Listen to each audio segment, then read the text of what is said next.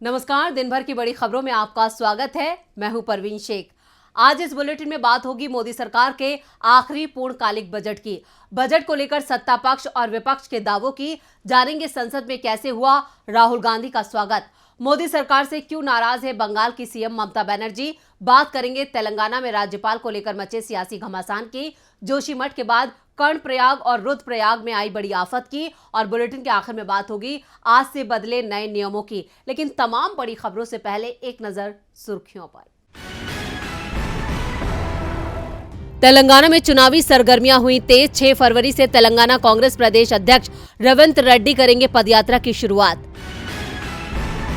पूर्वोत्तर के मेघालय, नागालैंड और त्रिपुरा को लेकर एडीआर ने जारी की अपनी रिपोर्ट। मेघालय में 71% विधायक करोड़पति, 2% से ज्यादा उम्मीदवार दागी। भारतीय मूल की निक्की हेली लड़ सकती हैं अमेरिका में राष्ट्रपति पद का चुनाव। रिपब्लिकन पार्टी के उम्मीदवार बन सकती हैं निक्की हेली। 15 फरवरी को करेंगे चुनाव लड़ने का ऐलान। बजट का शेयर बाजार पर असर। सेंसेक्स 158 अंकों की बढ़त के साथ 59,708 अंक पर हुआ बंद। निफ्टी 46 अंक गिरकर 17,616 अंक पर हुआ बंद। ये तो थी सुर्खियां और अब बात आज की सबसे बड़ी खबर की। केंद्रीय वित्त मंत्री निर्मला सीतारमण ने आज मोदी सरकार के दूसरे कार्यकाल का आखिरी पूर्ण बजट पेश किया। बजट में ऐसे समय पर पेश हुआ है जब 2024 के लोकसभा चुनाव को लेकर सियासी तापमान बढ़ा हुआ है। इतना ही नहीं, 2023 में देश के 9 राज्यों में विधानसभा चुनाव हैं। तो क्या ये बजट पूरी तरह से चुनावी है? देखते हैं ये रिपोर्ट। बजट देश को नई दिशा दिखाता है। ये सरकार के उस प्लान को बताता है जिसके जरिए विकास को रफ्तार मिलती है। इसलिए बजट से जनता को खासी उम्मीदें रहती हैं। इस बार भी लोगों ने काफी आस लगाई थी, लेकिन उन्हें कुछ खास नहीं मिला क्योंकि टैक्स में छूट के अलावा कोई भी बड़ा ऐलान नहीं किया गया। वित्त मंत्री ने कहा कि 7 लाख रुपए तक की सालाना कमाई पर कोई टैक्स नहीं लगेगा। इनकम टैक्स की नई टैक्स दर 0 से 3 लाख रुपए तक 0 है और 3 से 6 लाख रुपए तक 5%, 6 से 9 लाख रुपए तक 10%, 9 से 12 लाख रुपए 15%, 12 से 15 लाख रुपए तक 20% और 15 लाख से ऊपर 30% रहेगी। खिलौने, साइकिल, ऑटोमोबाइल, इलेक्ट्रिक वाहन, कुछ मोबाइल कैमरे के लेंस सस्ते होंगे। विदेश से आने वाली चांदी की चीजें, विदेशी किचन चिमनी और सिगरेट पर अतिरिक्त टैक्स लगाया गया है, जिससे इनकी कीमत बढ़ जाएगी। महिला सम्मान बचत पत्र योजना के तहत 2 लाख की बचत पर 7.5% का ब्याज मिलेगा। वरिष्ठ नागरिक खाता स्कीम की सीमा 4.5 लाख से 9 लाख की जाएगी। पीएम आवास योजना का बजट आवंटन पहले की तुलना में 66% बढ़ा दिया गया है। बच्चों और युवाओं के लिए नेशनल डिजिटल लाइब्रेरी स्थापित की जाएगी। 157 नए नर्सिंग कॉलेज स्थापित किए जाएंगे।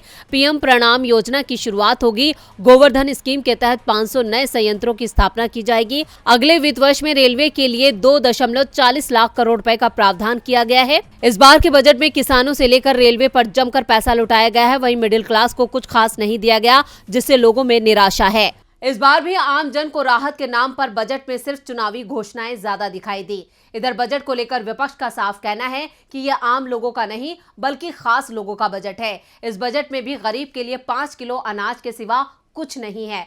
तो किसने क्या कहा बजट को लेकर, देखते हैं ये रिपोर्ट। वित्त मंत्री ने आज बजट पेश किया। लोकसभा चुनाव से पहले यह सरकार का अंतिम बजट था। उम्मीद थी कि चुनावी बजट होगा। बजट को लेकर पीएम मोदी ने कहा कि यह अमृतकाल का पहला बजट है जो विकसित भारत के विराट संकल्प को पूरा करेगा। बजट में वंचितों को वरीयता दी गई है। यह आज के आकांक्षी समाज, गांव, गरीब, किसान, मध्यम वर्ग और सभी के सपनों को पूरा करेगा। पीएम ने अमृतकाल का बजट बताया तो विपक्षी दलों को बजट पसंद नहीं आया।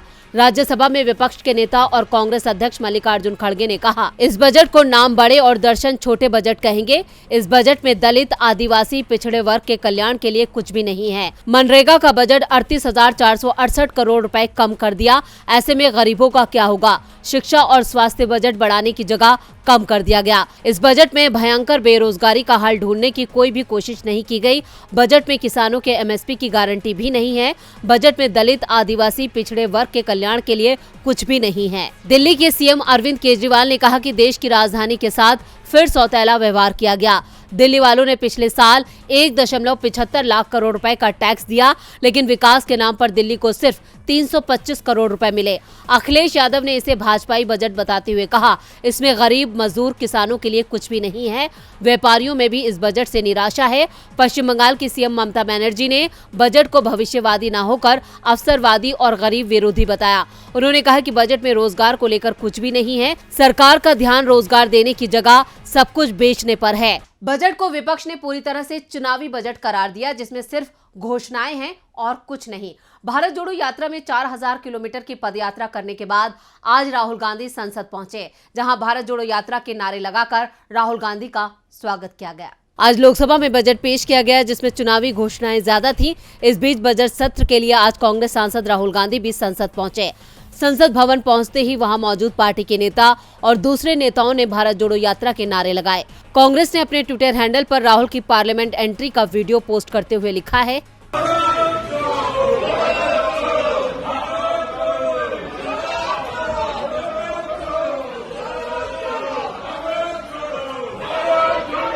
जोड़ो जोड़ो भारत जोड़ो। आज इन नारों के साथ संसद में राहुल गांधी जी का स्वागत हुआ। कांग्रेस की भारत जोड़ो यात्रा करीब 5 महीने बाद 30 जनवरी को श्रीनगर में समाप्त हुई थी। इस मौके पर राहुल गांधी ने जोरदार भाषण दिया था। भारी बर्फबारी के बीच उनका ये भाषण सोशल मीडिया पर खूब वायरल हुआ।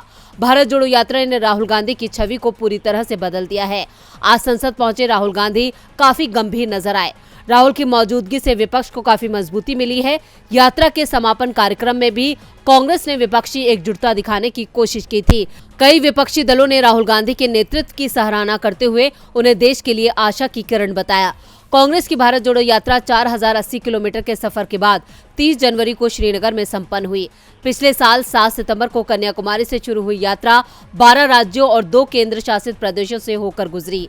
राहुल गांधी समेत 130 से ज्यादा भारत यात्रियों ने इस यात्रा में कन्याकुमारी से कश्मीर तक पदयात्रा की। इस यात्रा में हर राज्य और जिले में लोगों का जबरदस्त समर्थन मिला और यही समर्थन आज संसद में भी देखने को मिला। यात्रा के बाद आज संसद में एक नए और गंभीर राहुल गांधी नजर आए, जो 2024 की तैयारियों में जुट चुके हैं। 2024 की तैयारियों में तो पश्चिम बंगाल की मुख्यमंत्री ममता बनर्जी भी जुट चुकी हैं। चुनाव आते ही ममता बनर्जी ने अपने तेवर सख्त कर लिए हैं और एक बार फिर वो मोदी सरकार के खिलाफ मुखर नजर आई। पश्चिम बंगाल के मुख्यमंत्री ममता बनर्जी और मोदी सरकार के बीच फिर से जंग छिड़ती नजर आ रही है। इस साल 9 राज्यों में विधानसभा के चुनाव हैं, तो अगले साल लोकसभा चुनाव हैं। इस चुनावी मौसम में ममता बनर्जी ने भी अपने तेवर बदल लिए हैं। एक बार फिर ममता बनर्जी ने केंद्र सरकार पर हमला बोला है। ममता ने कहा कि आपके घर में क्या पकेगा, ये भी केंद्र सरकार में बैठे दादाजी बताएंगे। मुख्यमंत्री ममता बनर्जी ने कहा, हमारे सारे अधिकार केंद्र लेकर चली गई है। वहीं पीएम मोदी को दादाजी कहकर संबोधित किया। ममता बनर्जी ने कहा, पहले नागरिकता को लेकर इतना हंगामा नहीं मचता था। कुछ अधिकार जिले के डीएम के पास भी होते थे। अगर कोई किसी इलाके में 3 से 4 साल से रह रहा है तो उसे नागरिकता मिल जाती थी। अब तो सारा अधिकार तो केंद्र सरकार ने छीन लिए हैं। केंद्र सरकार तय करना चाहती है कि लड़कियां क्या पहनेंगी, हम क्या खाएंगे, कहां जाएंगे, कहां आएंगे, ये सब भी वो हमें बताएंगे। हमने लड़कियों के लिए कन्याश्री कॉलेज बनाया है, रघुचांद विश्वविद्यालय बनाया गया है, मथुआ बाड़ी का गेट बनाया गया है। क्या नहीं किया हमने सब किया है। जो यहाँ आकर नागरिकता देने की बात करते हैं, उनसे पूछती हूँ कि कैसी नागरिकता? क्या आप आज तक नागरिक नहीं थे क्या? जब नागरिक नहीं थे तो राशन कैसे मिलता था? ये बातें मालदा की गाजल सभा से ममता बनर्जी ने कही। ममता यही नहीं रुकी, उन्होंने आगे कहा, केंद्र सरकार केवल राज्य से पैसे लूट कर ले जाती है। जनता से टैक्स के रूप में केंद्र सरकार पैसे ले तो रही है, पर जनता को कुछ नहीं दे रही है। ममता बनर्जी ने नारा लगाया, केंद्र हटाओ देश बचाओ। ममता के ये तेवर अब जनता को कितना लुभा पाते हैं, ये चुनाव के नतीजे तय करेंगे। लेकिन उनके इस बयान के बाद सियासी तापमान जरूर बढ़ गया है। तापमान तो तेलंगाना का भी बढ़ा हुआ है। राज्यपाल को लेकर सरकार इस बार आर पार के मूड में दिख रही है। केटीआर ने साफ कह दिया है कि अब राज्यपाल का पद खत्म कर देना चाहिए। तो केटीआर ने ऐसा क्यों कहा, देखते हैं ये रिपोर्ट। तेलंगाना की राज्यपाल तमिलिसाई सुंदरराजन और के चंद्रशेखर राव के नेतृत्व वाली भारत राष्ट्र समिति की सरकार के बीच टकराव कोर्ट तक पहुंच चुका है। हैदराबाद हाईकोर्ट के निर्देश पर राजभवन और सरकार में समझौता तो हुआ, लेकिन विवाद रुकने का नाम नहीं ले रहा है। अब बीआरएस सरकार ने प्रधानमंत्री नरेंद्र मोदी से राज्यपाल का पद समाप्त करने की मांग कर दी है। राज्य के आईटी और उद्योग मंत्री केटी रामाराव ने कहा कि पीएम मोदी खुद ब्रिटिश युग की गुलामी को समाप्त करने का आह्वान करते रहते हैं। उन्हें उपनिवेशिक शासकों की बनाई गई व्यवस्था के बारे में पुनः विचार करना चाहिए। देश में गवर्नर सिस्टम को समाप्त कर देना चाहिए। वायसराय के साथ बेहतर संवाद के लिए गवर्नर सिस्टम अंग्रेजों ने शुरू किया था। अगर पीएम गवर्नर सिस्टम को समाप्त नहीं करते हैं तो पीएम पद को ही वायसराय के पद में बदल दें, जिससे हर चीज अंग्रेजों के बनाए सिस्टम में आ जाए। केटीआर ने कहा कि राज्यपाल के पद की भारत में जरूरत नहीं है। अगर केंद्र सरकार इसे हटाने की इच्छा नहीं रखती है तो सरकार को चाहिए जो व्यक्ति सक्रिय राजनीति से कम 2 साल पहले दूर हुआ हो उसे ही राज्यपाल बनाया जाए। मोदी सरकार सक्रिय राजनीति करने वालों को राज्यपाल बना रही है। तेलंगाना की राज्यपाल तमिलिसाई सुंदरराजन राजनीतिक प्रतिनिधि के रूप में काम कर रही हैं। राज्यपाल के साथ सरकार का टकराव कोई नया नहीं है। गैर बीजेपी शासित राज्यों में अब ये सियासत का अहम हिस्सा बन गया है। इधर जोशीमठ को लेकर डरावनी खबरों के आने का सिलसिला जारी है। खबर है कि जोशीमठ में दरारों वाले घर कभी भी जमींदोज हो सकते हैं। इस बीच ऋषिकेश कर्णप्रयाग रेल लाइन निर्माण शुरू होने के बाद हालात ज्यादा बिगड़ गए हैं। उत्तराखंड के ऋषिकेश कर्णप्रयाग रेल लाइन निर्माण का काम तेजी से चल रहा है, जिसके बाद हालात दिन पर दिन और ज्यादा बिगड़ते जा रहे हैं और इसकी वजह से कई घरों में मोटी मोटी दरारें आ गई हैं। देखते हैं ये रिपोर्ट। बद्रीनाथ धाम के रास्ते पर पड़ने वाले जोशीमठ का दरकना अभी बंद भी नहीं हुआ था कि उत्तराखंड के दूसरे 2 अहम शहरों में जमीन खिसकने लगी है। चमोली के कर्णप्रयाग रुद्रप्रयाग में भी इसी तरह की दरारें आनी शुरू हो गई हैं। कर्णप्रयाग रुद्रप्रयाग के घरों में दरारें आने लगी हैं। विशेषज्ञों की माने तो जमीन में इन दरारों की वजह ऋषिकेश कर्णप्रयाग रेल लाइन है। ऋषिकेश के कर्णप्रयाग के लिए बन रही रेल लाइन में इन पहाड़ों को खोखला करके टनल बनाई जा रही है ताकि किसी भी मौसम में इन अंदरूनी इलाकों तक सैलानी भेजे जा सकें। खबरों की माने तो पौड़ी, बागेश्वर, उत्तरकाशी, टिहरी, गढ़वाल और रुद्रप्रयाग का भी यही हाल हो सकता है। इन जिलों के स्थानीय लोगों को जोशीमठ जैसे हालात का डर सता रहा है। मकानों में दरारों के बाद रुद्रप्रयाग, कर्णप्रयाग में भी घरों में दरारें आ गई हैं। परेशान लोगों ने अपनी गृहस्थी के सामान को एक जगह से दूसरी जगह ले जाना शुरू कर दिया है। टिहरी जिले के नरेंद्र नगर विधानसभा क्षेत्र के अटाली गांव से होकर गुजरने वाली ऋषिकेश कर्णप्रयाग रेल लाइन ने स्थानीय लोगों की काफी मुश्किलें बढ़ा दी हैं। अटाली के एक छोर पर भारी भूस्खलन के कारण दर्जनों मकानों में दरारें आ गई हैं। वहीं गांव के दूसरे छोर पर सुरंग में चल रहे ब्लास्टिंग के काम से भी घरों में दरारें आ रही हैं और स्थानीय लोगों का भी आरोप है कि रेलवे प्रोजेक्ट की वजह से उनके घरों में दरारें आ रही हैं और सरकार मूक दर्शक बनी है। गांव के स्थानीय लोग अब अटाली गांव से अपने पुनर्वास की मांग कर रहे हैं। अटाली के अलावा गुलर, व्यासी, कोडियाला और मलेथा गाँव भी ऋषिकेश कर्णप्रयाग रेलवे लाइन परियोजना से प्रभावित हैं। और बुलेटिन के आखिर में बात आज से बदल रहे नए नियमों की। वित्त मंत्री निर्मला सीतारमण ने आज संसद में देश का बजट पेश किया। बजट में जो घोषणाएं की गई वो 1 अप्रैल से अमल में लाई जाएंगी, लेकिन उससे पहले आज यानी 1 फरवरी से जो नियम बदले हैं उनके बारे में जान लेना भी जरूरी है, क्योंकि ये आपकी जेब पर असर डाल सकते हैं। तो आज कहां हुआ बदलाव, देखते हैं इस रिपोर्ट में। हर महीने की पहली तारीख से कई नए नियम हमारी जिंदगी का हिस्सा बन जाते हैं। ऐसे में उन्हें जान लेना बेहतर रहता है, नहीं तो इसके नुकसान हो सकते हैं। आज 1 फरवरी से कई नियम बदल गए हैं। अब क्रेडिट कार्ड का इस्तेमाल संभल कर करना होगा।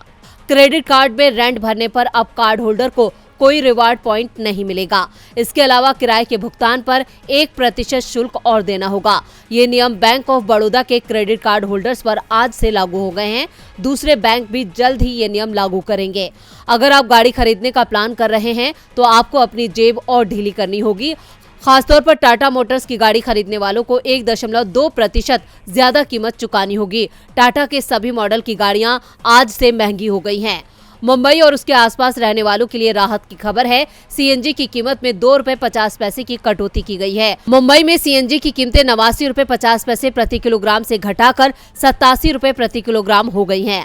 दिल्ली से सटे नोएडा में रहने वालों को आज अपने पुराने वाहन हटाने होंगे। नोएडा स्क्रैप पॉलिसी के तहत कार्रवाई शुरू हो रही है। आज से नोएडा और ग्रेटर नोएडा में 15 साल पुराने पेट्रोल और 10 साल पुराने डीजल वाहन कबाड़ हो जाएंगे। एनजीटी के आदेश पर इन वाहनों के रजिस्ट्रेशन रद्द कर दिए गए हैं। इसके अलावा महीने की पहली तारीख को एलपीजी गैस सिलेंडर के दामों में भी बदलाव किया जाता है, लेकिन इस बार इसमें कोई बदलाव नहीं हुआ है। डीजल, पेट्रोल की कीमतें भी पहले की तरह ही बनी रहेंगी। तो आज इस बुलेटिन में बस इतना ही। देखते रहिए डीबी लाइव। नमस्कार।